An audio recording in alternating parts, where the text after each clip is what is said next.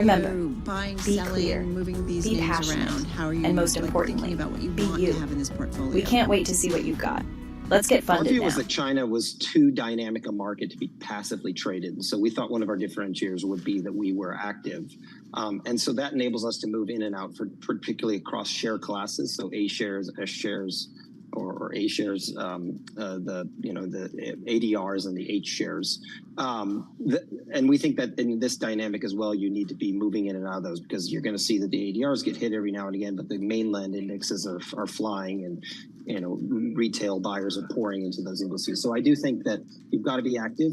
And then what we're trying to do is position ourselves in that product for what we think will be the immediate knock-on effects of some of these stimulus policies, which will help improve some of the domestic consumption narratives. And so therefore, those consumer-facing names that we put at the top of the holdings will probably see benefit the fastest. Ben, what stimulus policies do you think are forthcoming that we don't? What are you anticipating that we haven't heard about yet?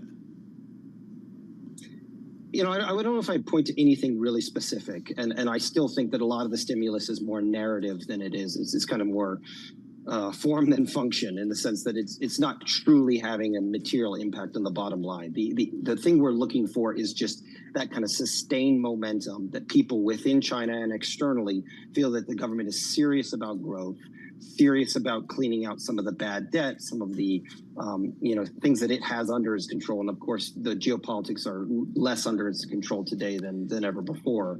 And that those would then almost kind of jumpstart, like sparking an engine for a spacecraft, but spark the engine of consumer growth, and that people would kind of return to the retail, return to high street, start spending a little bit more, because the money is there. I mean, the money is sitting there in those bank accounts, 21 trillion and counting of household savings in dollars, much more than is in the US. And so there's a huge potential to be unlocked, but people have to kind of feel that. And so I think they were holding back, kind of waiting for Trump, and hopefully you'll see more things coming. Hey, just got time for another question, one more question, 40 seconds or so left here. And going back to your holdings, I don't think I see TSM, Taiwan Semiconductor. Is there a reason why? Is it just too big, or what? I mean, it's up to 87% this year.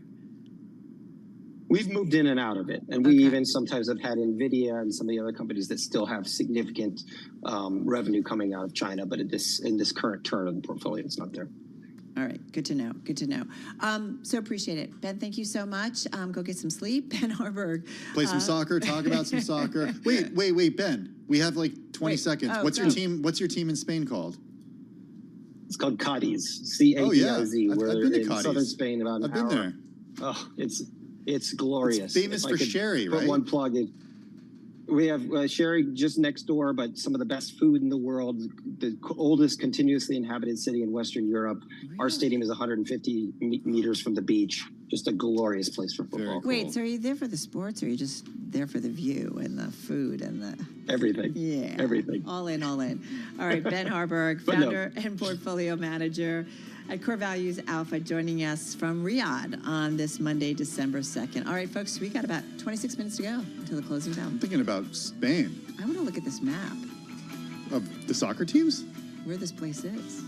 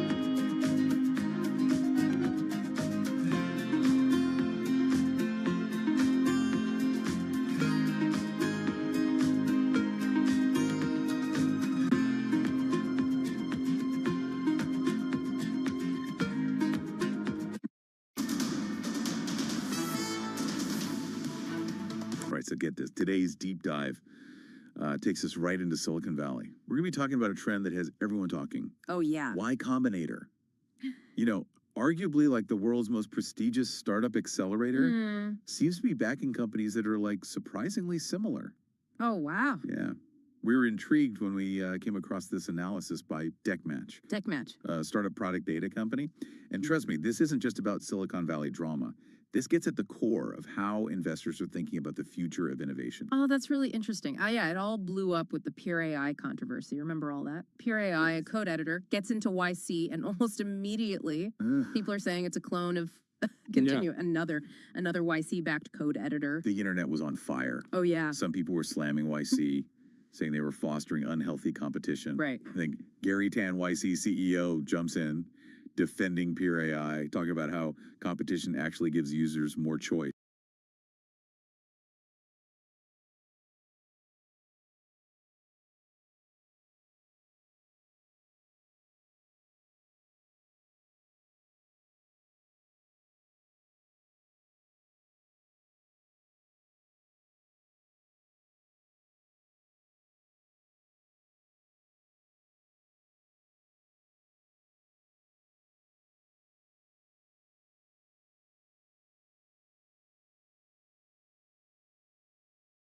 I will show you how to get the best funding for your startup idea. Let's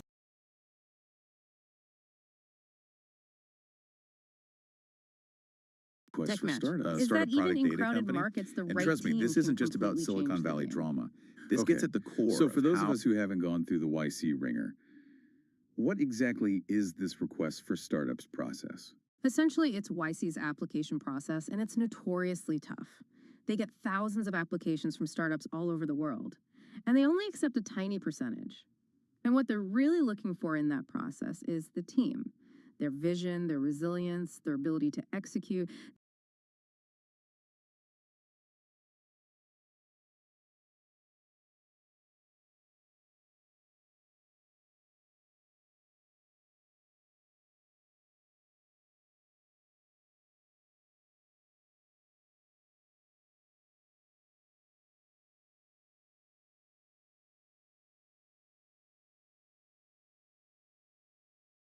Startups process. Essentially, it's YC's application process, and it's notoriously tough. They get thousands of applications from startups all over the world, and they only accept a tiny percentage. And what they're really looking for in that process is the team, their vision, their resilience, their ability to execute. The idea itself is important, of course, but it's not the only thing that matters. Interesting. So it's less about have you invented the next Facebook? Yeah, And more about do you have the grit to make any idea work? exactly. YC's philosophy seems to be bet on the jockey, not the horse. Interesting. But of course, not everyone buys into this approach. Brian Onell, who founded the security startup OneLead, is a YC alum himself, and he was pretty vocal about his concerns. Let's see. He argued that fostering this kind of direct competition within the YC network was actually harmful to the startups involved. So on one hand, you have the tight-knit YC network, a huge advantage for any startup. Yeah. And on the other, it potentially becomes this pressure cooker where everyone's stepping on each other's toes. Yeah, It's a tricky situation for sure. it really is. And then you have someone like Nick Evans, the founder of Tile, which was acquired, and now he runs Avocado, a restaurant point-of-sale system. Both companies went through YC, Okay. and he actually embraces competition, even within the YC network. He has this great quote: "Startups don't die by murder; they die by suicide." Wow, that's powerful. Yeah. Intrigued when Okay, so we it's like you came focus across on your this competition, analysis you're by already losing. Deckmatch, Deckmatch. a startup product data company. And trust me, this isn't just about Silicon Valley drama. This gets at the core of how investors are thinking about the future of innovation. Oh, that's really interesting. Yeah, it all blew up with the Pure AI controversy. Remember all that? Pure AI, a code editor, gets into YC, and almost immediately, people are saying it's a clone of another YC-backed code editor. The internet was on fire. Oh, yeah. Some people were slamming YC, saying they were fostering unhealthy competition. Right. I think Gary Tan, YC CEO, jumps in, defending Pure AI, talking about how competition actually gives users more choice. It was fascinating to see that debate play out. Ultimately, Pure AI ended up rebuilding their product from scratch. But what I find really interesting is YC's official statement on all of this. What do they say? They basically said, look, we're focused on founders, not specific ideas. Wait, hold on. So they're saying they're more interested in the people behind the startup than whether the idea is like completely original. Isn't that kind of counterintuitive? Especially for a place like YC that's supposed to be at the forefront of innovation. Right. You'd think they'd be all about the next big thing, the totally unique concept. But their logic, and it's reflected in their request for startups process. Request for startups. Is that even in crowded markets, the right team can completely change the game. Okay, so for those of us who haven't gone through the YC ringer, what exactly is this request for startups process? Essentially, it's YC's application process, and it's notoriously tough.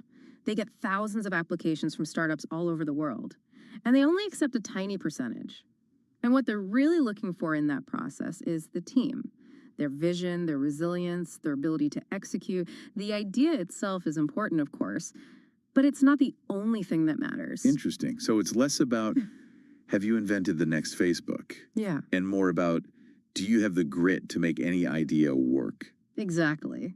YC's philosophy seems to be bet on the jockey, not the horse. Interesting. But of course, not everyone buys into this approach. Brian Onell, who founded the security startup OneLead, is a YC alum himself, and he was pretty vocal about his concerns. Let's see. He argued that fostering this kind of direct competition within the YC network was actually harmful to the startups involved. So on one hand, you have the tight-knit YC network, a huge advantage for any startup. Yeah. And on the other, it potentially becomes this pressure cooker where everyone's stepping on each other's toes. Yeah. It's a tricky situation for sure. It really is. And then you have someone like Nick Evans, the founder of Tile, which was acquired, and now he runs Avocado, a restaurant point-of-sale system.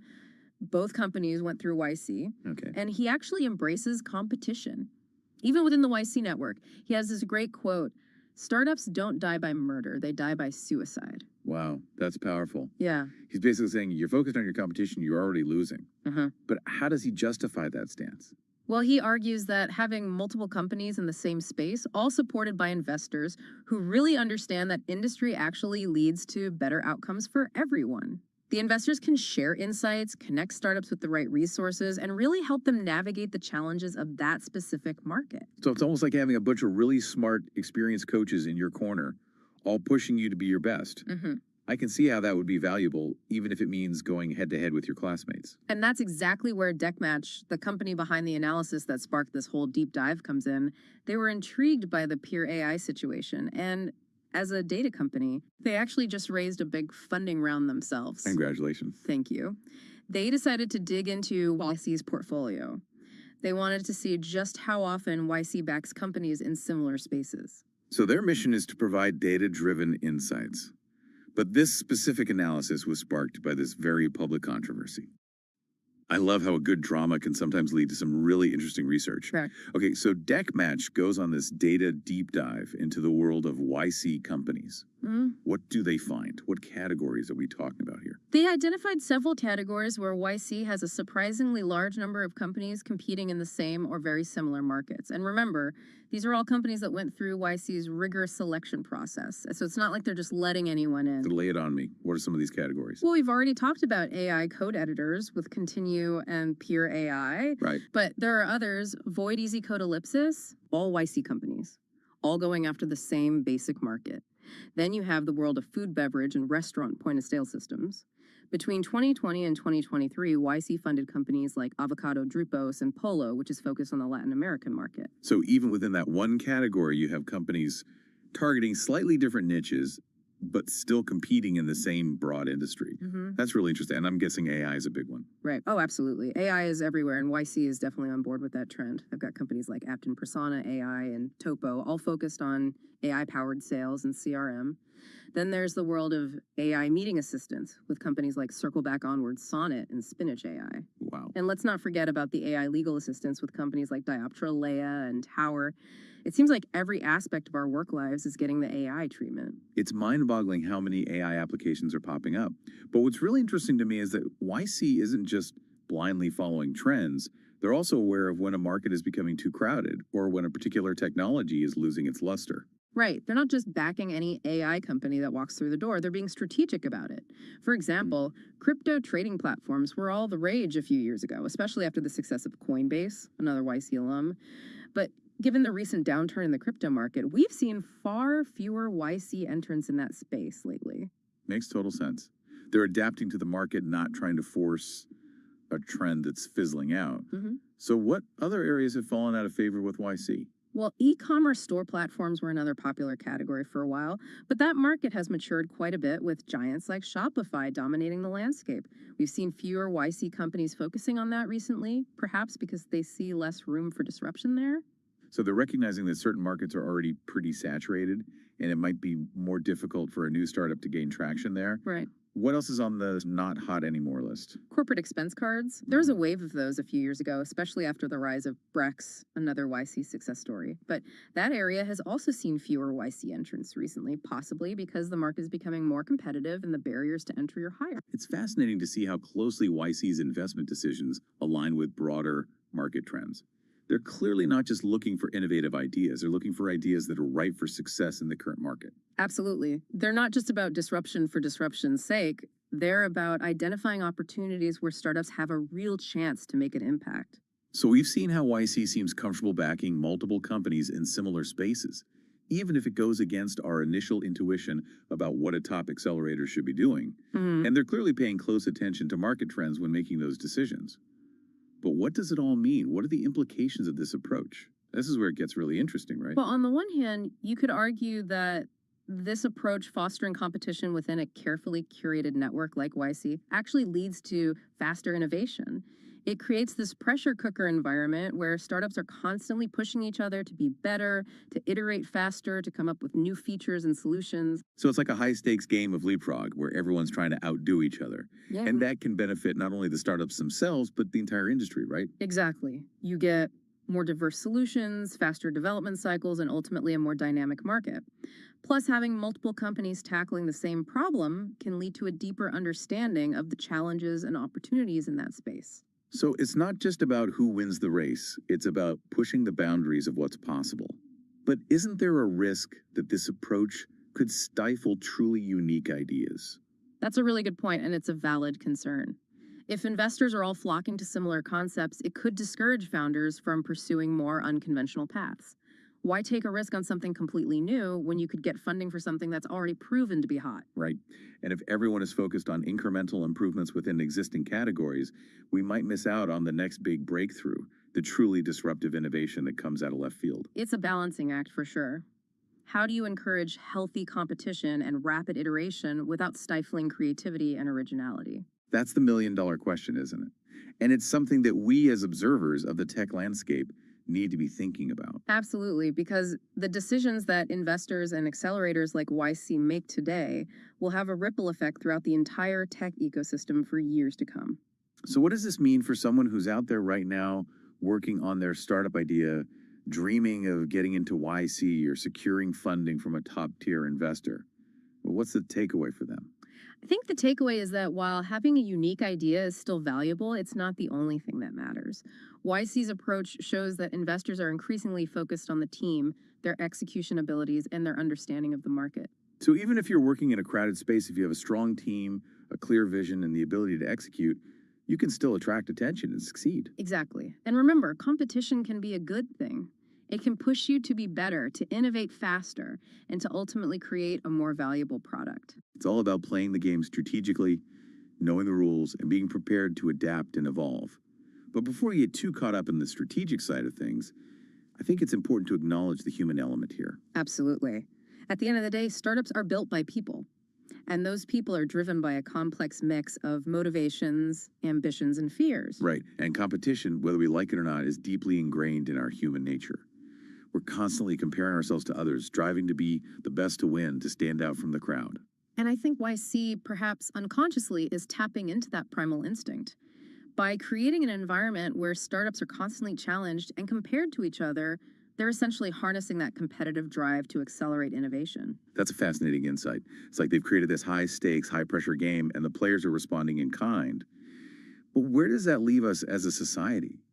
As we embrace this idea of competition as a catalyst for progress, Are we inadvertently creating a world where only the most ruthless and ambitious survive? That's a really important question, and it's one that we need to grapple with as we continue to navigate this rapidly evolving technological landscape. It's a reminder that progress is not always linear, and that every step forward comes with new challenges and responsibilities. Well said. And as we continue to explore the frontiers of technology, we must do so with both a sense of wonder and a healthy dose of caution. This has been a truly thought-provoking deep dive into the world of Y Combinator and its unique approach to fostering innovation. But before we wrap up this first part of our conversation, I want to leave you with one final thought to ponder. Go for it. We've seen how YC embraces competition as a catalyst for progress.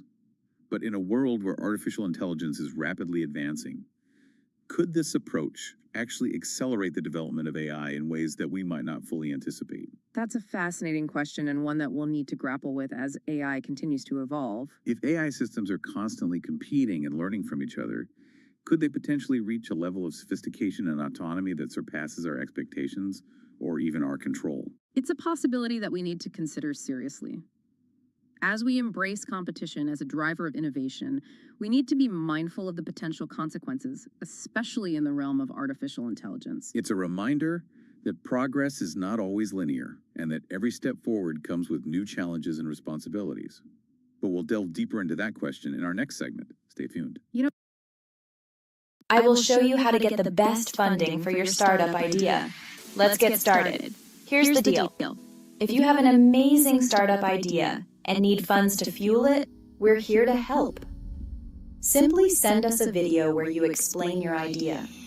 Make it clear, concise, and compelling. Hook us in with your passion and vision. Don't forget to include your contact details so investors can reach out directly. This is your chance to shine and get your idea in front of people who can make it a reality. Imagine turning your startup dream into a thriving business. It all starts with that one simple step. So what are you waiting for? Grab your phone, hit record, and let your idea fly. The future of your startup could be just one video away. Remember, be clear, be passionate, and most importantly, be you. We can't wait to see what you've got. Let's get funded now. Listen, these are the kind of things that we're going to be looking for. You know, we've got a jobs report on Friday.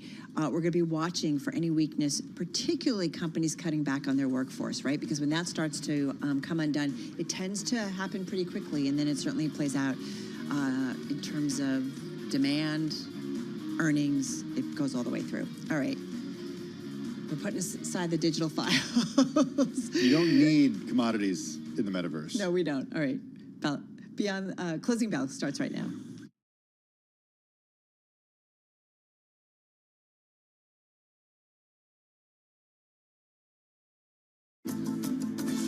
The Closing Bell, Bloomberg's comprehensive cross-platform coverage of the U.S. market close, starts right now.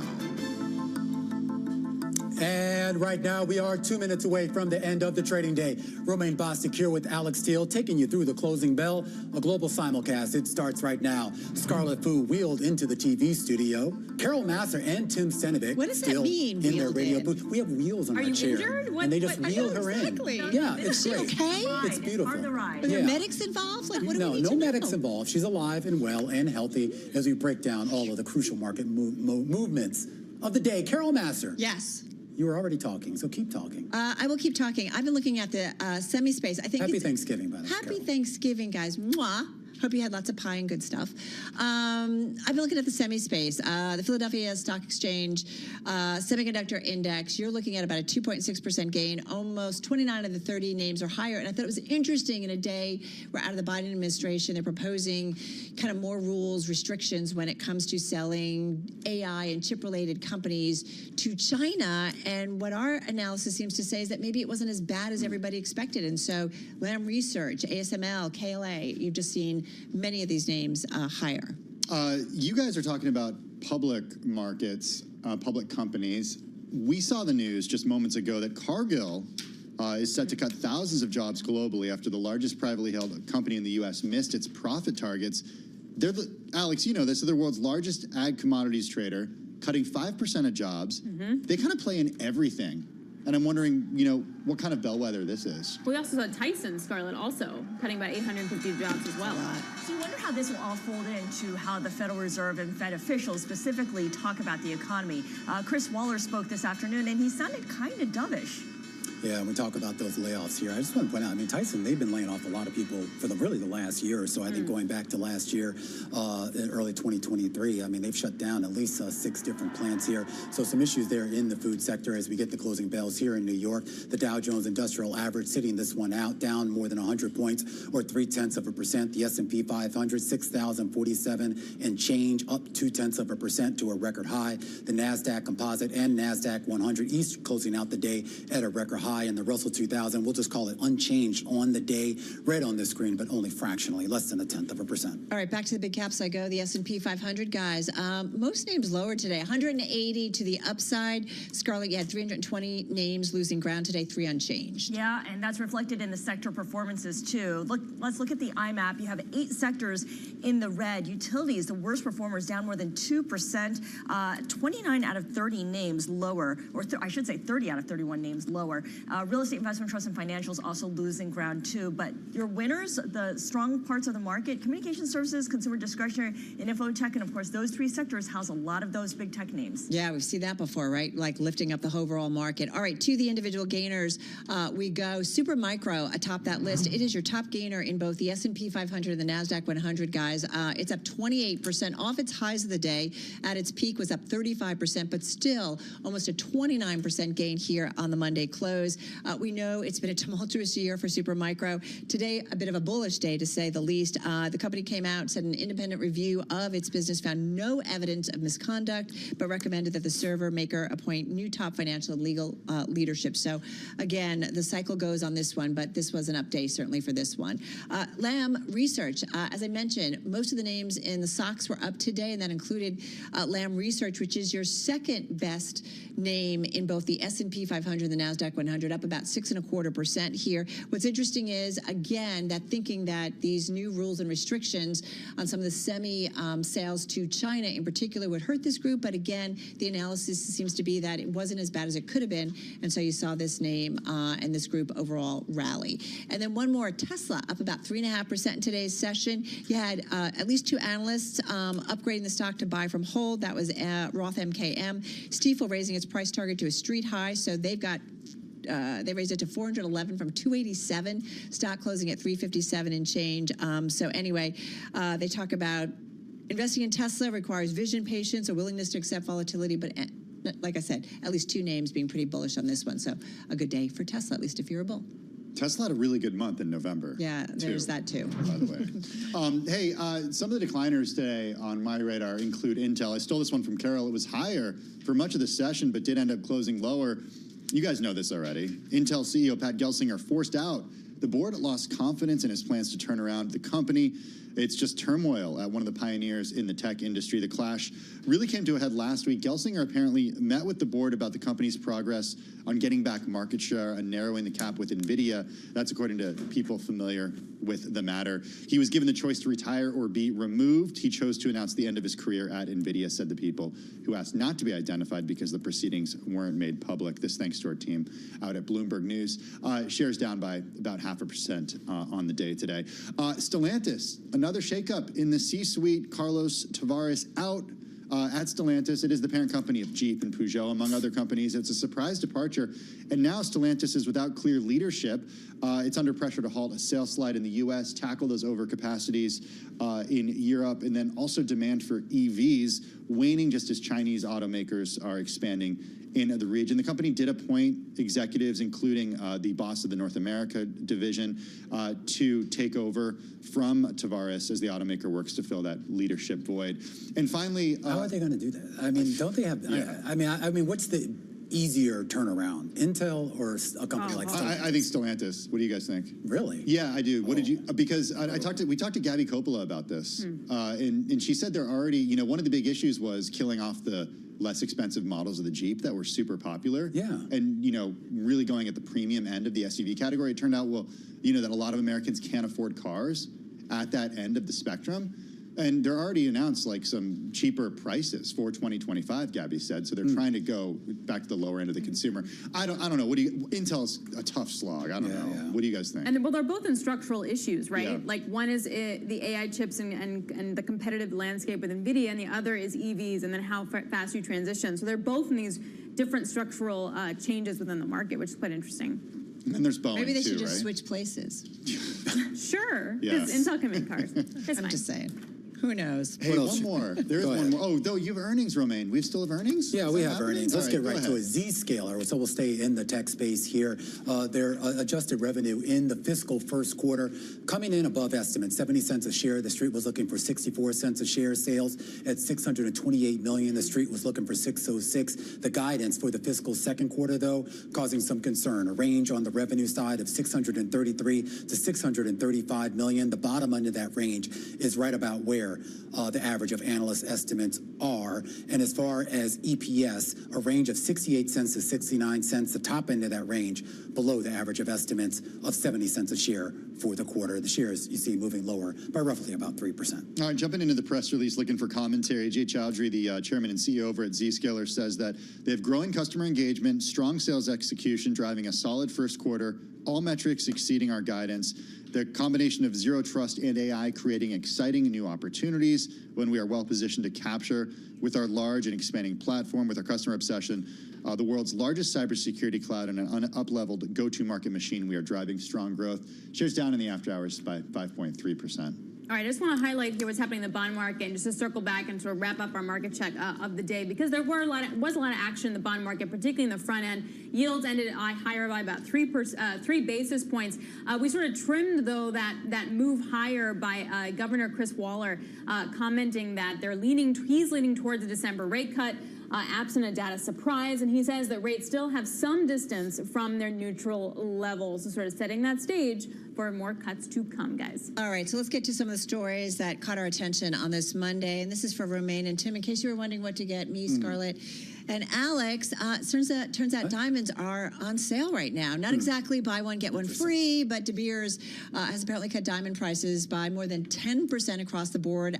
They are the world's biggest producer.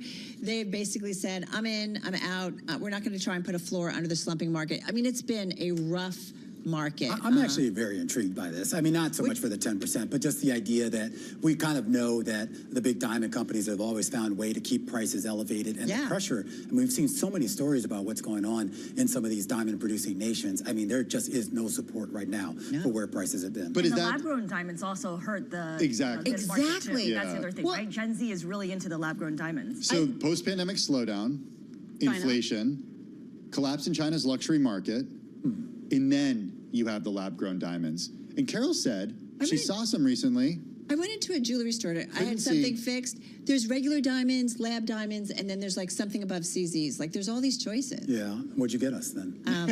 All I know is don't you two dare buy us CZs. Well, you didn't know the difference, apparently. That's all. Yeah, you just put it in your mouth and you bite. I was going to go down to Canal Street and get you your gift. All right, that's a wrap, guys. That'll do it for our Monday simulcast, radio, TV, YouTube, Bloomberg Originals. We do it all. We call it the closing bell. We will see you again, same time, same place tomorrow. This is Bloomberg Business Week. Insight from the reporters and editors who bring you America's most trusted business magazine. Plus, global business, finance, and tech news as it happens. Bloomberg Business Week with Carol Masser and Tim Stenevec on Bloomberg Radio. It is a Bloomberg Business Week. That's Carol Masser. I am Tim Stenevec. Taking a look at shares of TSMC. They finished the day higher. Other Taiwanese tech supply chain companies rose today because of some news in the world of robotics, Carol. Local media reported that NVIDIA is looking for local suppliers for humanoid robots. Humanoid robots, you know what these things are. Yeah. I might be one. No, I'm not. They're robots that look like humans. Tesla's got Optimus. Supposedly. Yeah. Figure AI is working on them too. I feel like everybody is. And they talk about, how it can really help, whether it's in healthcare, but also in terms of working in, I think, warehouses and so on and so forth. There's a lot of things that we think that they can apply to. And Sarah Rhodes definitely watches this space very closely. She's Vice President of Global Operations at Amazon, which just includes all of the robotics, AI, and general innovation happening when it comes to fulfillment centers and delivery at Amazon. She's got a big job. She joins us here in our Bloomberg Interactive Broker studio. Welcome, welcome. So glad to have you here. How are you? Oh, thank you for having me. It's a big day for us, so it's an exciting time for us at Amazon. I'm going to let Tim do the first question because he's got a good one. Is it harder to be a VP at Amazon or fly fighter jets? Well, they're different, but both can be exciting and enjoyable and positively challenging at the same time. So let's talk about your path a little bit. We're going to get to Cyber Monday. We got a nice chunk of time with you, but you have a really cool path. Tell us your story. Sure. Well, I've been with Amazon approaching 14 years. Started out as an operations manager in Lexington, Kentucky in our fulfillment operations. Spent time in Kentucky, Texas, spent 3 years in the UK, which was an amazing experience. Returned to the U.S. in 2017 and led a team that built out our air haul network. So we have a fleet of Boeing 767s, 737s. You really do have your own airline. Well, kind of. Something like that. And yes. a lot of them in Kentucky, around in Covington. We have our main air hub at the Cincinnati Northern Kentucky Airport. They process over 30 flights a day, hundreds of thousands of packages daily. I didn't hear any stories about fighter jets. Well, I'll get to that for sure. Yeah. So spent 6 years building out the air haul network in the U.S., Europe, and India. And then a year and a half ago, I took on the leadership of our global workplace health and safety team. So we have a workforce today of over 1 million employees globally across 6 continents. Prior to Amazon, yes, I was a Navy F-18 Super Hornet fighter pilot. So if you've seen the movie Top Gun Maverick, the jet in the main part of that movie, that's what I had the privilege of flying. Definitely a childhood dream. Do you still fly now? Not currently. I do have a commercial pilot's license, but Amazon keeps me busy on a day-to-day basis. What do you find a lot of your colleagues from the armed services are doing now who were pilots then? Many fly for the airlines. Many went into business. I have several fellow aviators that are in business now as well. And many have joined companies like Amazon. In fact, Amazon's very veteran-friendly. We've hired over 40,000 veterans over the last several years. So it tracks people that are accustomed to working with large teams of people and familiar with operational type of environments. Well, I was going to ask you, Sarah, like, what about that experience that you just has, I don't know, helped you tremendously in the job that you do at Amazon? And you've done multiple jobs and made your way through. So give us an idea of like how that carried over. Yeah, I actually get that question quite a bit. And Sorry. No, that's great because it is something that people are curious about. Because it doesn't necessarily seem like a common path. But I think about a fighter jet. Like, yes, there's coordination, but a lot is what you do on your own, right? It is a lot of decision making for sure, but it also takes a team. You know, a jet pilot is merely an extension of the team that helps ensure that jet is up and ready to go. The folks on the flight deck of an aircraft carrier, the folks that ensure that aircraft carrier runs safely. You know, so it is definitely a team effort. And so taking a lot of that teamwork and that team environment into the operational workspace is one thing. You know, I think decision making, a bias for action, being proactive about things, looking ahead. These are some of the traits I think that translate pretty well. Yeah, I think that it's a combination of thinking big and also diving deep over any given day. We are going to move on, I promise. Yeah, it's okay. We have plenty of time. well, we just, because your background's like pretty fascinating. Tense moments that you had flying? Yes, landing on a moving ship at night in bad weather, and you know, landing at 135 knots and going to zero in less than 2 seconds, and you know, we call it trapping aboard an aircraft carrier. That That's takes where a you're lot caught, of right? yes, The carrier. Yes, and so it takes a lot of training and concentration and precision to do that well and do that safely. So. So when somebody comes to you with a problem, you're like, yeah, I got this. Well, it does help to put things into context. Yeah, exactly. Yeah. All right, a little more on flying? I don't know. I don't know. No. Sorry, we're just I can talk fascinated. about flying all day. So so can I. But you know, it is actually interesting though what you've done at Amazon in terms of building out that logistics network. It like used to be a unique thing to sort of get to an airport and see a Prime Air plane. Yes. But a little over a decade ago, the team over at Amazon started building out its own fleet. I think you worked with Atlas Air, is that right, years ago? That was one of our carriers, yeah, yes. And now, what's the relationship now? Does Amazon own its own planes? Does it contract out its planes? How does that work? Well, we have a combination of, we own some aircraft and we lease out other aircraft, but they're all operated on our behalf by air carriers. So the pilots aren't actually Amazon employees, but they fly our branded aircraft. But going back to your point about seeing a prime aircraft is kind of a unique thing. I think back to when I joined Amazon in 2011, our operations basically ended at the dock door of our fulfillment centers. And so over time, especially in 2013, we recognized in order to keep up with our own growth, we really had to start building out our middle mile, last mile transportation network. So it wasn't long after 2013 that you started seeing branded trailers out on our interstates. You started seeing branded final mile delivery vehicles out on our roads. We built out sort centers, delivery stations, and you started seeing branded aircraft out there at various airports throughout the country, including JFK here as well, not too far from us. So does that just continue in terms of the build out? Like, I'm curious, what's the next iteration or next stage of that? Yeah, well, we work to also make for an efficient operation as well. So I think about something that we as a network have done differently this year as we had versus years past, and we've worked to regionalize our network. And I'm talking holistically, not specific to air. But if I think about if a customer is here in New York City and places an order, over 76% of customer orders are fulfilled within region, which means within a couple hundred miles of each other. And what that allows for is it means fewer touches, which means less on transportation costs. We work to keep those prices low for our customers. And how we've done that is basically we're just more sophisticated with the placement of our most common and most popular products. So we're a bit smarter in how we place that product. Right, like if I'm ordering diapers on Amazon, which I do all the time, it turns out that they're being shipped oftentimes from Staten Island, rather than from a few years ago, they would actually be shipped from a place like Lexington, Kentucky. They could have been sent from anywhere. Or Pennsylvania. We're working hard to make sure that we're getting them closer to our customers. So building out that kind of localized distribution network makes complete sense, right? In terms of time, I'm assuming money saved and access, right? Like, it just makes sense. Yeah, it's like shorter transportation distances, so that reduces the cost, reduces the number of touches that need to be placed on a package to process.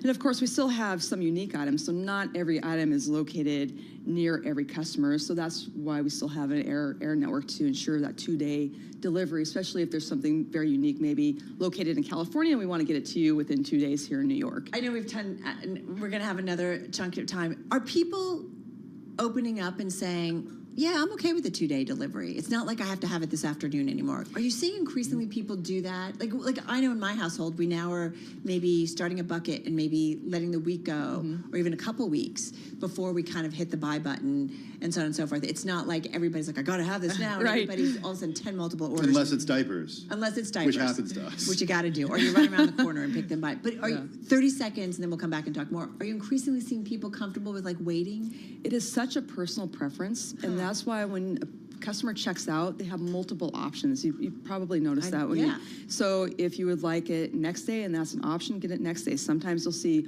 order within the next 2 hours and you'll get it by 4 p.m. this afternoon. Sometimes it might be a 2-day delivery, or for folks that do want to consolidate their orders, they can specify the day of delivery and we work to consolidate into one shipment. Which is a good thing for the environment, everybody. Just gonna say. We're gonna come back with Sarah Rhodes, Vice President of Global Operations at Amazon, right here in our studio. You are listening and watching Bloomberg Business Week here in our Interactive Broker studio. Carol Master along with Tim Stanovic. We're coming back in just a moment.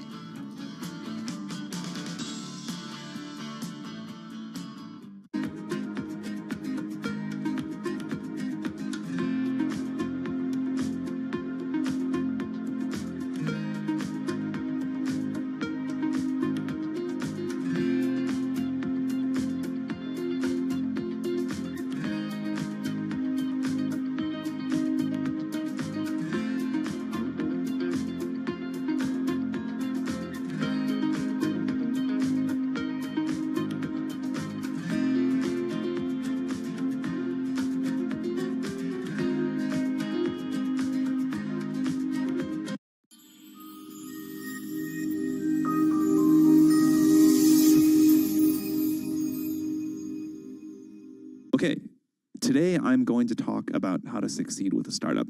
Obviously, more than can be said here in 20 minutes, but I will do the best I can. The most important thing, the number one lesson we try to teach startups is that the degree to which you're successful approximates the degree to which you build a product that is so good, people spontaneously tell their friends about it. Startups always ask us for the secret to success. They always want to believe it's something other than this, because this is really hard to do. But this is it. If you can build a product that is so good, people spontaneously tell their friends about it, you have done 80% of the work that you need to be a really successful startup. If you think about the most successful companies you know, Google, Facebook, whatever, you probably found out about them because a friend of yours said, you got to try this, it's great. So this is the bar. Something that people love so much they tell their friends about it. One important indicator for a product like that is a product that's simple to explain and easy to understand. If you can't explain in a few words what you do, and if at least some people don't say, oh, that's pretty interesting, that's usually a mistake. It's usually a sign of unclear thinking or a need that is not big enough. I want a bank that shows me what I spend instantly. We're Monzo. Give us a go. See? I want a bank that can help me budget for the things I need, like a new leather jacket for Bingo. We can do that. Bingo's my cockapoo. Hi, Bingo. It's a real faff to sign up. It takes less than 10 minutes. Race you. You're on. Time's up. How'd you get on? It's a draw. Is it? We hear you, Bingo. You make Monzo Monzo. Hi, I'm Laurie Haynes, CEO and co-founder of Shirar, and I'm really excited to tell you that we are going to be raising funds for Shirar again. After a successful raise in 2023, it's time to scale. We hope that you enjoy the pitch deck and the financial model. Any questions, please don't hesitate to ask us, and we can't wait for you to be part of Shirar.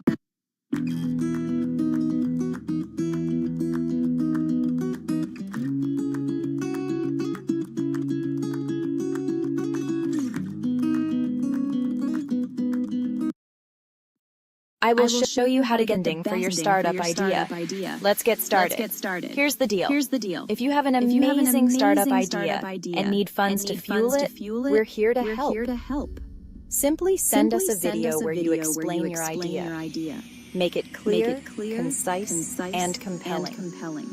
Hook us in with your passion and vision. Don't forget to include your contact details so investors can reach out directly.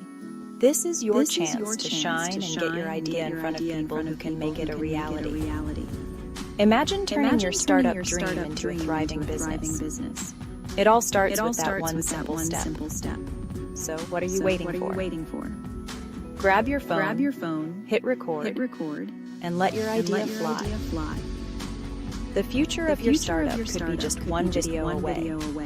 Remember, be clear, be passionate, and most importantly, be you. We can't wait to see what you've got. Let's get funded now. Meet later this month. Data due before then could make the case for holding them steady. Atlanta Fed President Raphael Bostic says he is undecided on whether an interest rate cut is needed this month. He still believes officials should consider lowering interest rates over the coming months. The Fed's next meeting is December 17th and 18th. For on-demand news 24 hours a day, subscribe to Bloomberg News Now, wherever you get your podcasts. I'm Amy Morris, and that is a Bloomberg Business Flash. Now we go back to Bloomberg Business Week with Carol Masser and Tim Stenovec. Thanks so much, Amy. Do appreciate that. Let's get right back to Sarah Rhodes. She's Vice President of Global Operations at Amazon. Yes, it includes all of robotics, AI, and general innovation happening when it comes to fulfillment centers and delivery at Amazon. We're going to talk about Cyber Monday in just a minute. We have a lot of time with you, so I want to talk a little bit about the next stage of innovation and how you're thinking about delivery, because you talked about just this incredible build-up that's happened over the past 20 years at Amazon when it comes to aviation, when it comes to last mile, when it comes to your own brand. I mean, we have Rivians all over our neighborhoods delivering Amazon packages in addition to the Dodge Rams, but it seems like more Rivians now. What's the next area of innovation? What makes it more efficient? Yeah, well, actually, speaking of Rivian, we just announced last week we have over 20,000 electric Rivian vehicles on the road. So, Wow. you know, when we think about sustainability and the efforts that we're leaning into there, we're continuing to invest and lean in on the electric vehicle technology. So if I think about innovation, to answer your question specifically, I think about the innovation that we're doing on behalf of our customers and to also help our customers with their shopping experience. So we have a new AI-powered tool called Rufus on our storefront. And so people can use it to maybe get more information about a certain product, or maybe they need some help with some sizing, or maybe like me, I need some gift ideas for my nephew. whatever the case may be, they can use that tool to help them out. And so that's really exciting to lean into that, and there's more to come in that space. And we're also leaning in on AI within our operations as well. So we have a tool, for example, that our employees can use called Dragonfly.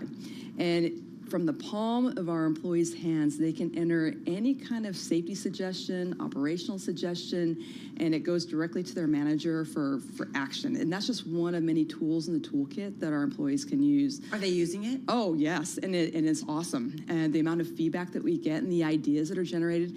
And the really cool thing is, one suggestion from an employee may not just be for that particular site, but it could impact operations across the network. So we're seeing some really great ideas coming from our frontline workforce, which is awesome. And it's a great tool that is one of many, like I mentioned, in the toolkit for us to maintain that direct dialogue with our teams. Where else do you think of AI? Like, I do feel like we're scratching the surface and just beginning to play around with it, either on a corporate or personal level. Right. But it's just, I think we're all trying to figure out, how do you think about, okay, this is how AI is going to change. I mean, you guys are such a massive world globally. Like, how do you think about, all right, I see AI doing this for us at Amazon someday? Well, we have a bit of a glimpse into the future of AI, automation, and robotics with the site that we just launched in Shreveport, Louisiana. We call it Shiv 1 for short. And I was just down there a couple of weeks ago, and it is the most automated site we have anywhere in the world. We've incorporated robotics, AI, automation. We as Amazon have been using AI and machine learning for several years, actually. It's not a new thing. But it's now really kind of coming all together. And so when I think about the site in Shreveport that we launched, we now have autonomous robotic drives that move carts full of packages from one point to another. How's that different from a Kiva robot? Like, because you guys have been doing those, using those for years. Yeah, the Kiva robots, the traditional robotic drives that we use, they run off of basically a grid. So think of, they are basically are guided by technology that uses what's called fiducials. So think of it like a 2D barcode on the floor, and it's going from one point to another.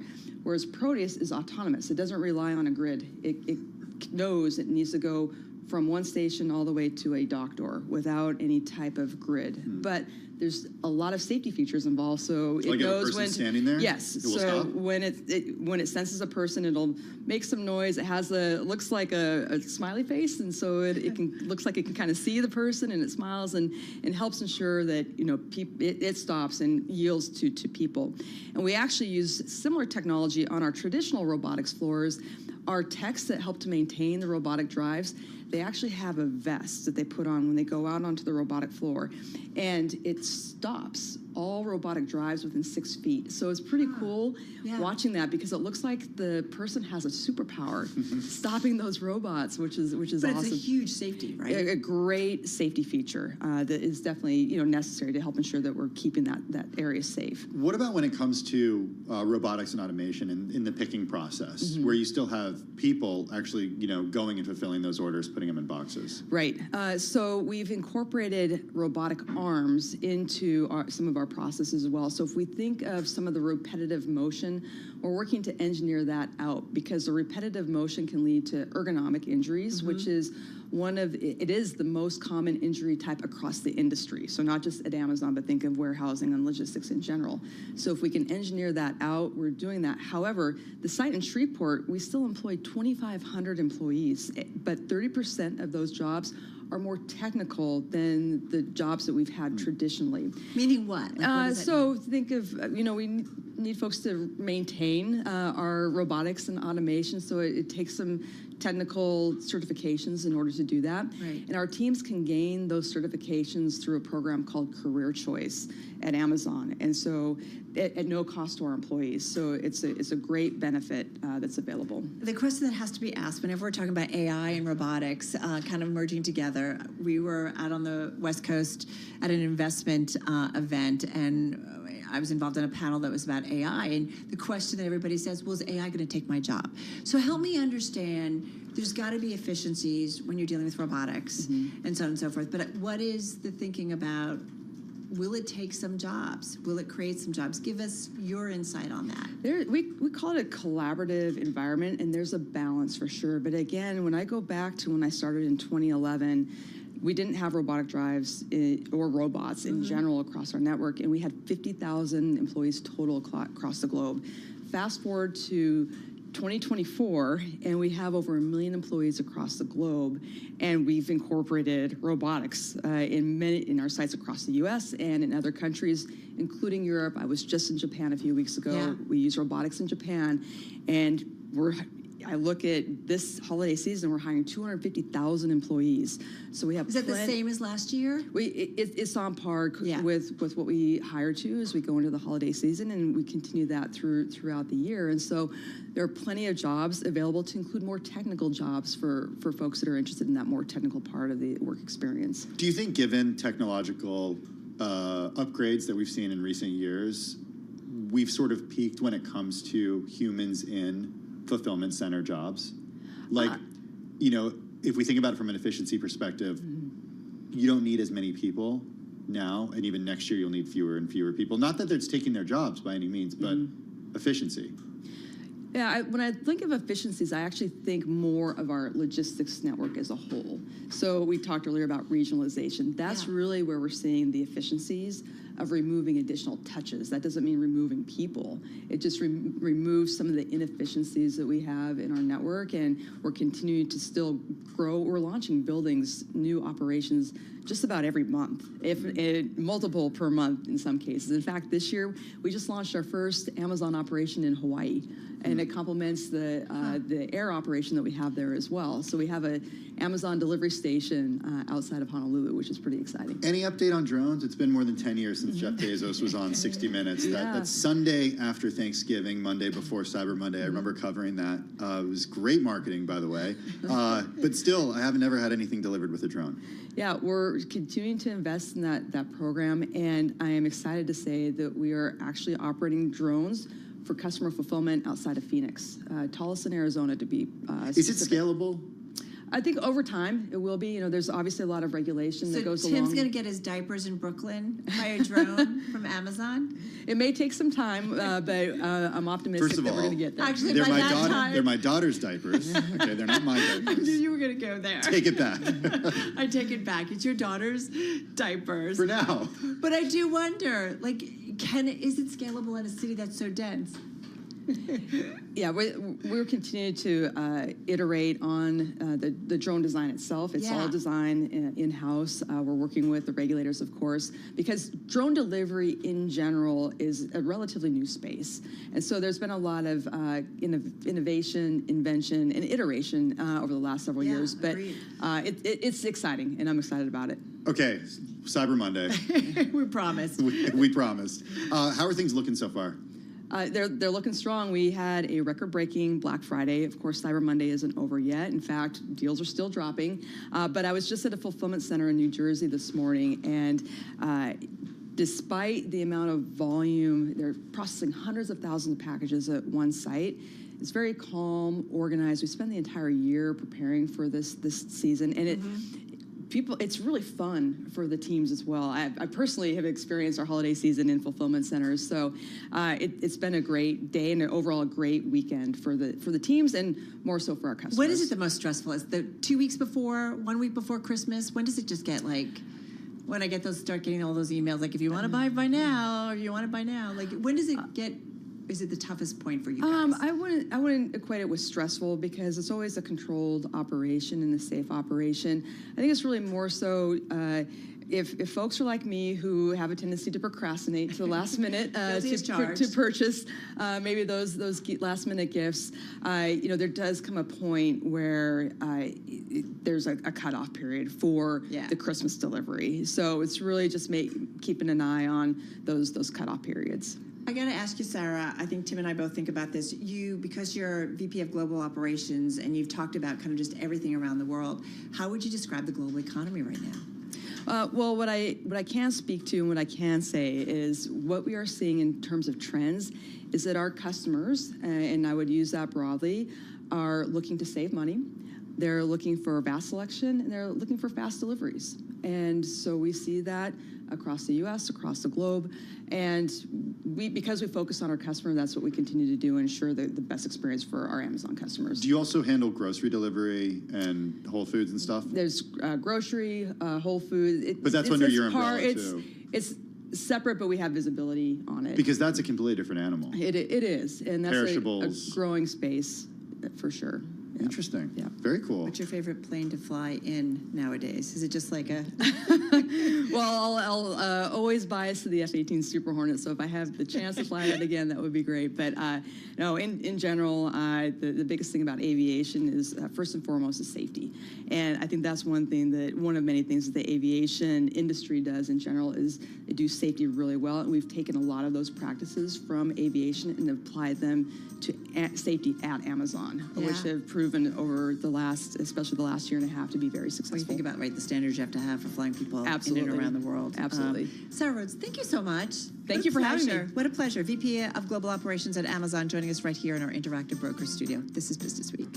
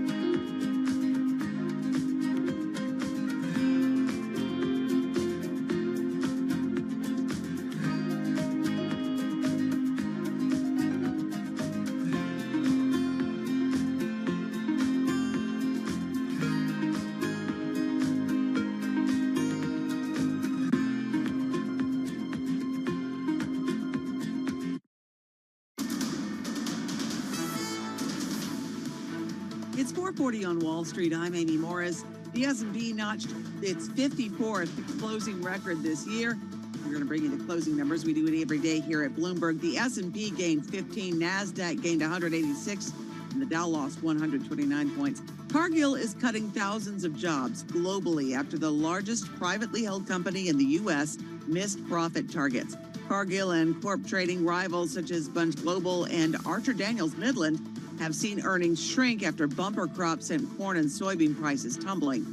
Fed Governor Christopher Waller says he is inclined to vote for another reduction in interest rates when officials meet later this month, although the data due before then could make the case for holding them steady. At present, I lean towards supporting a cut to the policy rate at our December meeting.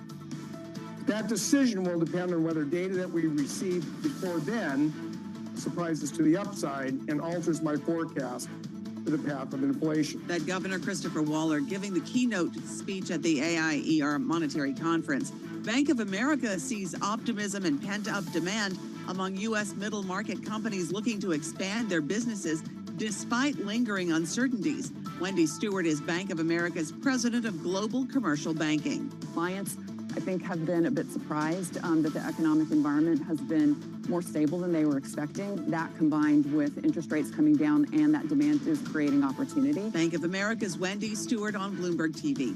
For on-demand news 24 hours a day, subscribe to Bloomberg News Now wherever you get your podcasts. I'm Amy Morris, and that's a Bloomberg Business Flash. Now back to Bloomberg Business Week with Carol Masser and Tim Stenovec. Hey, thanks so much for that update, Amy. Certainly do appreciate it. Carol, you want to talk Tesla? Yeah, I always want to talk Tesla and Elon. Okay, so the changing perceptions around Tesla and its CEO are a stark example of the quirks of politicized consumption. For decades, most companies did everything they could to avoid politics.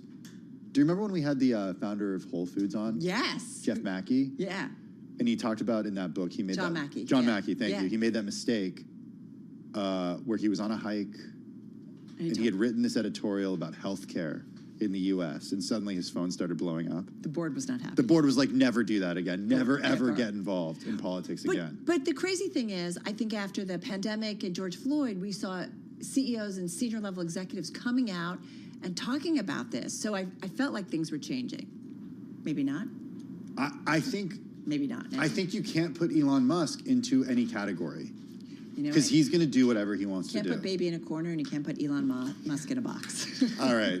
We got Claire Ballantyne with us because she and Charlie Wells wrote all about how Elon Musk's MAGA embrace has upended the meaning of Tesla ownership. So for years, Claire, having a Tesla was like, care about the environment. You're green. You're kind of like probably a Democrat. Yeah. You're in a blue state. There's a lot of them in California. I was going to say, as a California native, it was Yeah. this symbol of this coastal elite, all of these things that, Elon Musk now rages against. And, it's hard to overstate how quickly this happened. I mean, it wasn't until 2 years ago that Elon started really embracing Trump. And during that time, it has just completely shifted what this brand means to consumers. And, it's left these people who were big fans of EVs suddenly, walking around with this rolling MAGA sign in their Teslas. So it's really changed how people think about the brand. So are people selling now? Like people who thought, okay, he's green, he's a disruptor, he's liberal, right? He was kind of aligned with Biden, right? And Democrats. Yeah. For a while. And then are they now like... He loves to talk about how he waited in line for hours to shake Obama's hand. Right. Yeah. So have they now, are people selling or buying based on all of this? We found people on both sides of this. Yeah. So we found, people who were really liberal, voted for Harris, loved EVs for a long time, and now they're like, I can't drive this Tesla anymore. This is a sign of, the Republicans and all of this that I don't believe in. And then on the flip side, you have people like this man I talked to in Utah who, for years was like, I don't want to have an EV. This is Chaz Tucker? Chaz Tucker. He said, I don't want to, it stands for this environmentalist stuff. Yeah. It stands for all of these values that I don't believe in. Then suddenly Elon embraces Trump. Why are you laughing so much? Because he's like, I don't you know, I don't care about the environment, but now that Elon is full MAGA, I'm going to buy one of these things. That's just hilarious. It is. I mean, people do really wild things based on their beliefs in these ways, and they put their money where their mouth is, and he definitely did. He bought a Tesla. He put all of his retirement money into Tesla stock. When does... How'd you find this guy? That was interesting. My God. Yeah, I saw that. And he said basically he and his wife want to support a leader who stands up for what he believes in like this. I was just thinking, Carol, you know, soon we're going to start seeing liberals rolling coal in their, you know, jacked up 4x4s with the smokestacks. Because? Put them on the Prius. Why? No, I don't know. I It's don't like know. the world is upside down. The world is upside down. Okay, then you have other folks, though. But I do wonder, I don't know, like it's Elon and Tesla. It's like, I don't know, the extremes of anything he's associated with. Don Scott. He's the example of the other side of the coin. What happened with Don Scott? Don Scott is seeing Elon suddenly take this rightward shift. I mean, he's not only a Trump supporter, he's in Trump's administration. He's sort of like Trump's right-hand man now. And he is saying, I don't want to be associated with this. And to be clear, it's not that people don't like the cars. People, by and large, say they're good cars. But it's all about what it associates them with. Suddenly they're, you know, driving their car, which most people that don't live in New York City do all the time, and people look at them and think, oh, maybe he's a Trump supporter.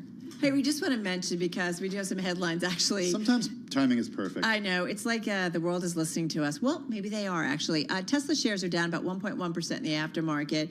Elon Musk's record Tesla pay package rejected once again by a judge in Delaware. The judge reaffirming earlier a ruling that voided that 2018 compensation plan. If we remember, the compensation was like off the chart. Yeah, final Musk pay package ruling sets up a possible appeal by Tesla. We'll see what happens, and we'll also see what happens when Donald Trump, the president-elect, takes office on January 20th. Okay, the package at the time was worth something like $56 billion. This was in June of 2024 noted, so it's 250 times larger than the median peer CEO's pay plan. $56 billion. It's a lot of money. Yeah, it's a lot of money. All right, we're talking with Claire Ballantyne. So, I mean, what? Go. I want to know about these bumper stickers, Claire. Go. I clicked on the link The in your bumper story. stickers, yes, they're notorious. So if you have a Tesla but you don't want to sell it, but you still want to make a statement, there's some bumper stickers you can buy? Apparently there are, and they say, I bought this before Elon lost his mind. That's so perfect. It's just fascinating. Don't hate me, because I bought it when we thought he was a, I don't know, different dude. Right, I didn't know before. Exactly. It really highlights how quickly this So they're has not changed. selling necessarily, but they want to make sure that it's clear out there. Yeah, They don't harm my Tesla as a result. Right. They want to point out, you know, this is who I voted for. This is what I believe. And it's fascinating just how quickly this can shift, and also how people use their cars to signal their beliefs. So I think it was Don Scott bought who's featured in your story, ended up buying Rivian instead. Yes, the competitor. He got rid of his Tesla. Right. This is still just anecdotal. It's not. We're not seeing this. And Tesla still dominates, in the right? masses, As you guys know, the U.S. electric vehicle market. Yeah, if anything, you know, Teslas still dominate California EVs. Sales are still strong. I mean, you know, you've got to think it's sort of split down the middle in this. You know, there's half the people who are, you know, against Trump, half the people who are for Trump, and big Trump supporters and big Elon fans now. Right. So, you know, maybe you're losing some customers but gaining others. And by and large, Teslas still really dominate the EV market in the U.S. You know, other entrants are making inroads, but, you know, Tesla is the main game in town for an EV here. Saw a Cybertruck on Thanksgiving. I see them everywhere. Do you see them everywhere? I am like blown away how often I see them, like in the New York Metro. Amazing. There's that, you know, matte one, and then there's a shiny one. It's kind of it's hard to miss, right? Yeah. Yeah. I don't know. It's interesting. It's a fun story. It's a really, really fun story, and we are definitely living in interesting times. So we'll be watching the sales numbers to see if there's more pushback. Although, based on voting, there are a lot of people who are kind of all in, you know, right? And so you think whether or not that can play well for him. Remember I said Tesla had a good month in November? How good was it? 38% higher in the month of November. Not too bad, not too shabby. That's pretty strong. Stock's down, though, 1.2% on this record-setting Musk pay package, again rejected by a Delaware judge. I'm not quite sure sure why the stock's down. All right, we'll dig into that. Claire Ballantyne, thank you so much. This is Bloomberg.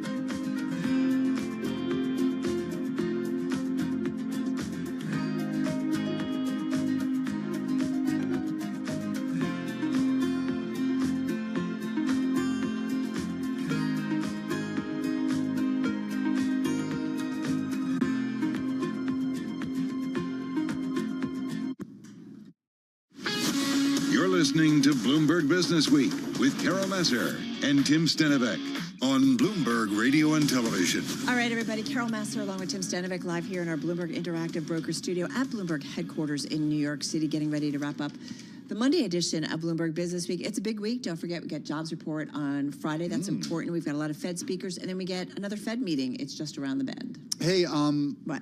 Among the most read on the Bloomberg terminal, it's a sad story in the last hour. A fixture at the New York Stock Exchange, Art Cashin. No. Yeah, has passed away. Oh, my gosh.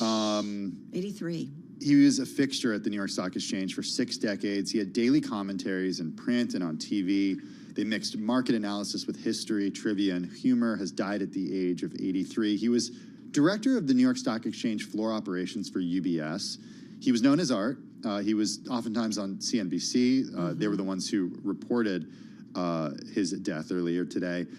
He was there for like more than a quarter of a century. Yeah. Yeah. Involved at CNBC. But he was such a nice guy. He spent a couple of years working on the floor of the exchange. And, a lot of people, when you work there, want to come and visit, which makes sense. And I love showing people around. And everybody would always ask, hey, can I go say hi to Art? I know. Can I go say hi to Art? And he was so cool. He always loved talking to people. Brought him over. His desk was close to where I sat. Sweet. And, bring people over and he would talk to them. And he had a newsletter out every morning, market commentaries. All right, so this is near and dear to me. Listen to this.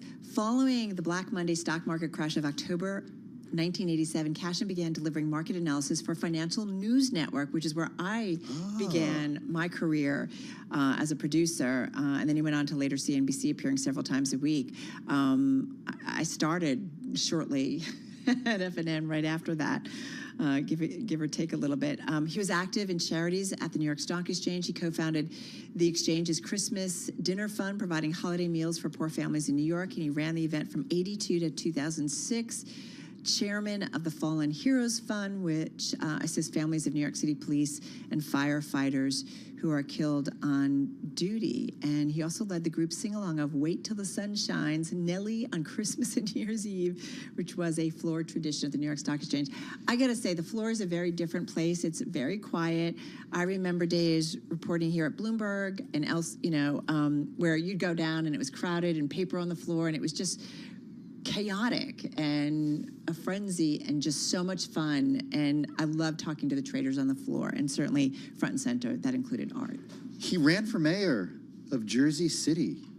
I didn't know that. Neither did I. 1977, he ran for mayor. He distinguished his candidacy by handing out flowers instead of leaflets and sharing a ticket with 3 female candidates for city council. The New York Times Ahead reported, of his times, added that might Cashin say. had sold his New York Stock Exchange seat to seek office. He ended up finishing 3rd in a field of 5 candidates. Pretty wild.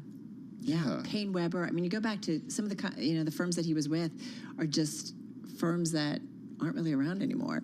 And so it's just kind of fascinating. But I do think about, in terms of our job and how we love going to these people who have seen the markets change, be disrupted, innovated, have seen lots of market cycles, and just wanting to get their perspective, and Art was certainly one of those. So we wish his family and friends, they are definitely in our thoughts on this Monday. Yeah, he was a good guy. Yeah, super. He had this corner at Bobby Van's before it closed. Did he? Yeah. Jay Woods, who was actually on Bloomberg today, but he told Bloomberg back in 2022, he's a former New York Stock Exchange governor, that he said Art held court for all those who would give a listen. When Bobby Van's closed after 16 years, his corner at the bar, Jay Woods said, was legendary. Tourists would come there just to see him and take a photo or two. In fact, they roped off the area just for him and his New York Stock Exchange friends. Here's something. In 1959, he got a job as an assistant clerk at Thompson McKinnon Securities, a brokerage firm, earning $39 a week. All right, Art Cashin. No perspective, right? 83 years old. As we said, certainly on our mind. We're getting ready to wrap up, though, here on the Monday edition of Bloomberg Business Week. That, as you said, was among our most read stories on the Bloomberg on this Monday. And, yeah. The Cargill story is the most read story. Mm-hmm. This is fascinating. I think we're going to see some more reporting around this. But if you're just catching up, about an hour ago, our own team here at Bloomberg News reported that Cargill is cutting thousands of jobs globally. It's the largest privately held company in the U.S. They missed profit targets. They're based in Minneapolis. They're cutting about 5% of its 164,000 strong workforce. This is part of its 2030 strategy, according to an internal memo seen by Bloomberg. Yeah, it's the world's largest agricultural commodities trader. As you said, cutting about 5% of its 164,000 workforce as part of its 2030 strategy. This is an internal memo that our team here at Bloomberg caught or got hold of. The reductions will not affect its executive team, but will impact a number of next-level senior leaders, according to those in the know. So it's just something we're going to be watching, certainly as we get ready, as we said, that jobs report on Friday. But if you start to see, is it one company specifically for fundamental reasons, or are we seeing something more broadly happening in the global economy, which is something certainly Cargill played into in a big way. Hey, tomorrow we get JOLTS job openings, which will give us another read on how many openings are out there for everyone who's looking for a job. Another important read. Used to be a favorite of Janet Yellen. JOLTS. Governor, but yeah, JOLTS. And then later this week, yeah, the employment numbers. Yep, exactly. So we'll see payrolls report, how things are going. Yeah. As we get ready for, is it December 12th, the next Fed meeting? I should know this off the top of my head. December 18th, forgive me, so a little bit later in the month. I know. Turkey's still on my mind. Do you have leftovers? That pecan pie. Do you have leftovers? A little bit, yeah. That's really nice. That's kind of my favorite thing to do for a couple of days. That's cool. Since we went to a family member's house, we didn't have any leftovers, but it's okay. I ate 4 plates. Maybe I'll bring some in. Four plates. Tim eats a lot. Yeah. All right, everybody, that's going to do it for Tim and me. Have a good and safe evening. Stay warm out there. Do not go anywhere. Balance of Power starts right now.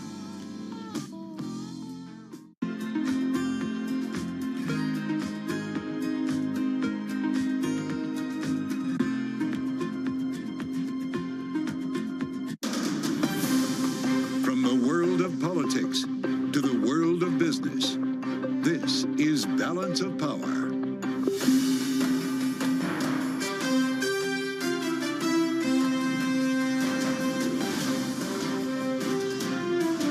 Live from Washington, D.C. From Bloomberg's Washington, D.C. studios to our TV and radio audiences worldwide, welcome to Balance of Power. I'm Joe Matthew. Full and unconditional, Washington reacts to President Biden's decision to pardon his son Hunter, set to be sentenced this month on federal tax and gun crimes. We'll have insights from former federal prosecutor Jessica Roth and from our political panel. Lawmakers return to Washington today to face a government funding deadline and new questions about Donald Trump's new pick to run the FBI, Kash Patel, who has vowed to dismantle the agency.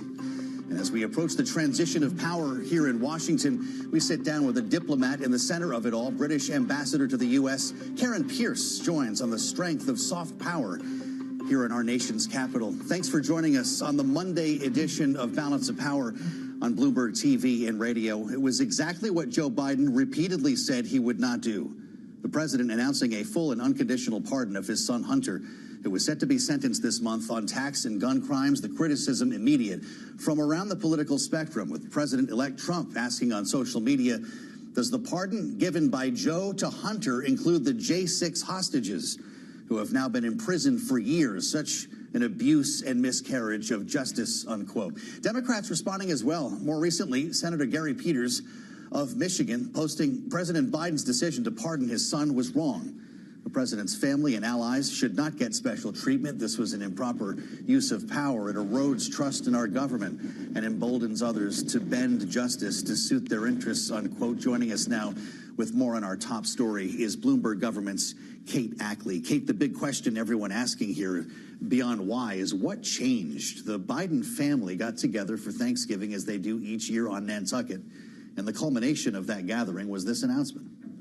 And some of the timing, and I don't know that we're all going to figure it out tonight, but he was going to be sentenced this month. Yep. So, you know, a lot of the times we saw the more controversial pardons happen just on the, January 19th on the way out the door. But this preempts the sentencing that would have happened this month. Mm-hmm. That's some of the insight that we have. But you're right. It's how big the pardon is, how all-encompassing it is. It has attracted sort of a negative response even from some Democrats on Capitol Hill who have said that it's going to make it harder for them once Biden leaves office to criticize incoming President Trump and anything that he might do that has to do with his family or pardons or what have you. Well, a lot of questions about his own legacy after running on the idea that no one is above the law. When you read the pardon, though, a lot of folks have made comments about the breadth and scope of this pardon. For those offenses against the U.S., which he has committed or may have committed or taken part in during the period from January 1, 2014 through December 1, 2024. It's not just the crimes he was going to be sentenced for this month. There apparently was an expectation for more. Is that how you read this? It seems like it. I mean, like you said, it's a blanket of this almost, 11-year period. Mm-hmm. What does that mean? Does that preempt the incoming Trump administration? And you mentioned a new, FBI nominee. Was there some sort of fear going through the Biden family at that Thanksgiving gathering that they needed to preempt something that they thought was not a legitimate? Well, you're getting to it here. We spoke earlier with Nick Ackerman, the former Watergate prosecutor, who said this pardon would never have happened if Donald Trump hadn't won the White House and subsequently named some folks like you just referred to, Kash Patel included, that led the Biden family, or President Biden here specifically, to think that this is different now. Something has changed since he made that promise. And we won't know if I think he said even after the election, or the White House had said even after Donald Trump was, declared the president-elect, that he would not, that President Biden was not planning to pardon his son. Yeah. We won't know, though. If the election had turned out differently, we won't know. We will not. Kate Ackley, it's great to have you with us, reporting for Bloomberg Government on our top story here as we turn abroad as the world watches Syria. President Bashar al-Assad reportedly flying to Moscow after the city of Aleppo was taken over by rebel fighters. The situation presenting a foreign policy challenge to both President Biden and President-elect Trump. And that's where we start our conversation with Bloomberg's Dan Flatley reporting from our national security team. Dan, just broadly, to keep people up to date, a lot of folks missed what was happening. It was very quick over the weekend to see these rebel fighters move through Aleppo. They're heading south now. How much of the country have they occupied, and what's the latest that you know? Well, certainly they're moving very quickly. And to your point, Joe, Bashar al-Assad flew to Moscow to try to touch base with his benefactor, Vladimir Putin, who has his own war that he's prosecuting in Ukraine. So very different situation than we had in the mid-2000s or the mid-2010s, where Assad was receiving support from Russia and Iran in terms of fending off these rebel fighters. So it'll be interesting to see how all this plays out. Certainly, as you mentioned, this is a problem not just for Biden, but for incoming President-elect Donald Trump. Yep. And if you'll recall, in April, I think it was 2018, there was a airstrike on Syria. One of Trump's first acts as commander-in-chief, one of his most significant acts was an airstrike over the use of chemical weapons in Syria. So it's amazing to me, actually, that here, almost 8 years later, we're talking about the same, same set of situations, same set of problems. And so how this plays out, I think, will be something. There's always something unexpected whenever you have world events unfolding, and this is certainly something that was not on any of our cards. That's for sure. Going into the You weekend. wonder how it plays into the Tulsi Gabbard confirmation hearings as well, should they emerge. Donald Trump taking to social media again today to weigh in on the situation in Gaza, demanding the release of hostages by the time he takes office, is sworn into office January 20, or they'll be held to pay. Who would pay? Who is he talking about? Very unclear at this point, Joe, obviously. President-elect Trump has made many pronouncements on social media over the last several days, including tariffs on Canada and Mexico. He's now talking about the hostage situation in Gaza with regard to Israeli hostages being held there. If you talk to folks around the president-elect, people who are supporting him, people who he has nominated for key positions like National Security Advisor, they talk about him bringing back deterrence to the office. Whether that means employing U.S. troops or U.S. firepower to somehow bring this situation to a close with regard to the hostages or not, that's unclear. It would be out of character sort of with the notion that he is trying to bring American troops home. He wants to reduce the number of involvement, of places where we're involved overseas. But it doesn't rule out an airstrike. It doesn't rule out perhaps a special operations strike that could be carried out discreetly in the future. Certainly, he did a drone strike against Qasem Soleimani, who was the Iranian general.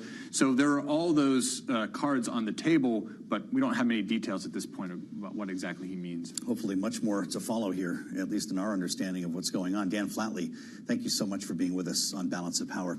Coming up on Bloomberg TV and radio, the implications of President Biden's broad pardon of his son Hunter and the selection of Kash Patel as director of the FBI with Jessica Roth, professor at Cardozo Law School, former federal prosecutor. It's next on Balance of Power on Bloomberg TV and radio.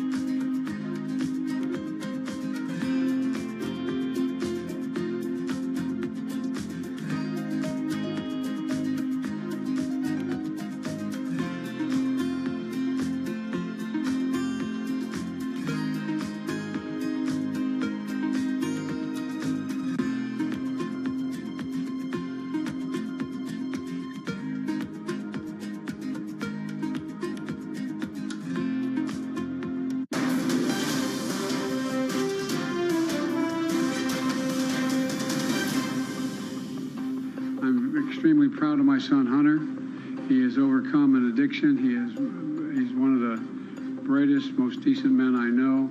And I am satisfied that I'm not going to do anything. I said I abide by the jury decision. I will do that, and I will not pardon him. President Biden in June saying that he would not pardon his son Hunter, a statement that did not age well, as yesterday the president reversed that decision, offering a full and unconditional pardon to his son for any offenses between January 1st, 2014 through December 1st, 2024.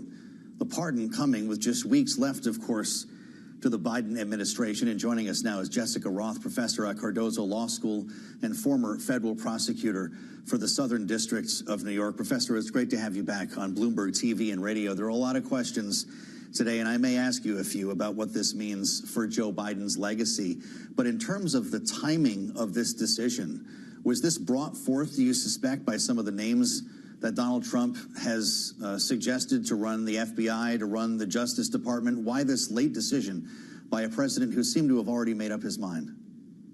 Well, I think it's a reasonable inference that there's a connection between some of the names that Trump has been putting forward as his intended nominees to run the FBI and to run the Department of Justice and this decision.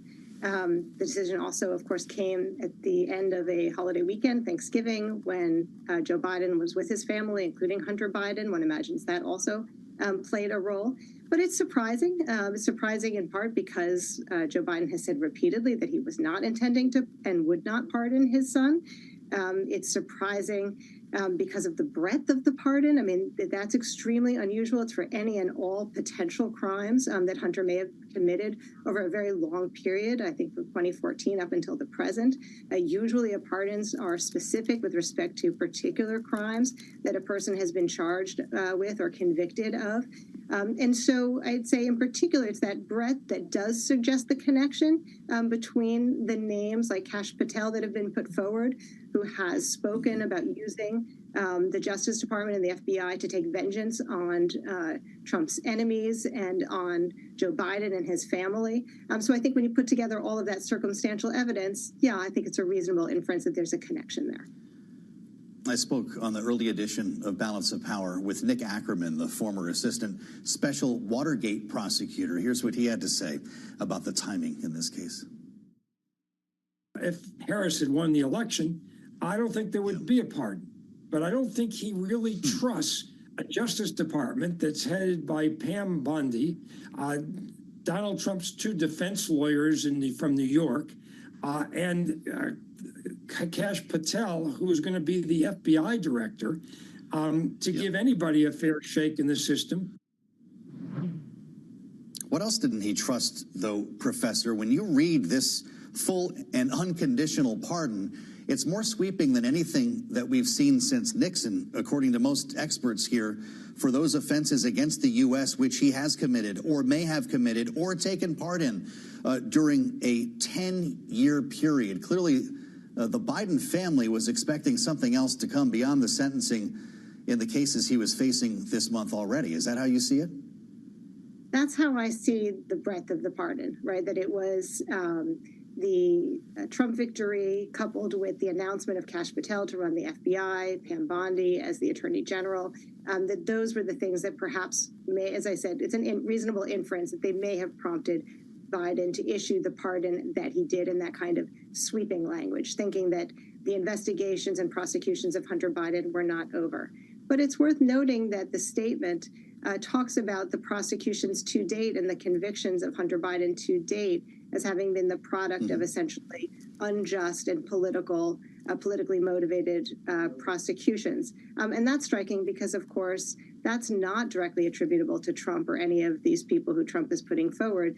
These were prosecutions that were undertaken by the special counsel David Weiss, who was initially a U.S. attorney appointed by Trump, but who was carried over through the Biden administration and then ultimately given the status of special counsel to continue the investigations. So at least that chapter of Hunter Biden's criminal prosecutions, those did happen under the Joe Biden administration.